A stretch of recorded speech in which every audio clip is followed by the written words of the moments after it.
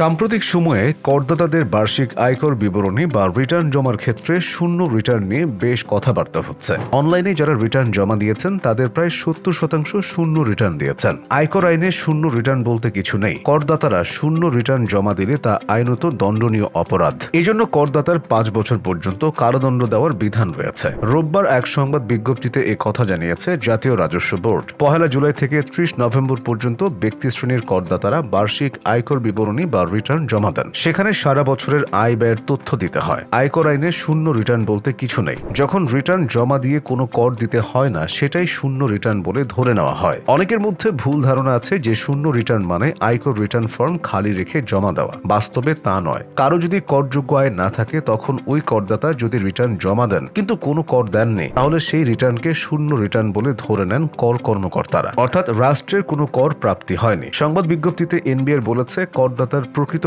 আয়, ব্যয়, সম্পদ ও দায় প্রদর্শন না করে এর কোনো একটি শূন্য অথবা সবকটি তথ্য শূন্য হিসেবে প্রদর্শন করা সম্পূর্ণ বেআইনি এবং এটি একটি ফৌজদারি অপরাধ। করদাতার জমা দেওয়া আয়কর রিটার্নে তার আয়, ব্যয়, সম্পদ ও দায় সম্পর্কিত সঠিক তথ্য প্রদর্শন না করে মিথ্যা বা অসত্য তথ্য প্রদান করলে বর্তমান আয়কর আইনের ৩১২ ও ৩১৩ ধারা অনুসারে করদাতাকে ৫ বছর পর্যন্ত কারাদণ্ড প্রদানের বিধান রয়েছে।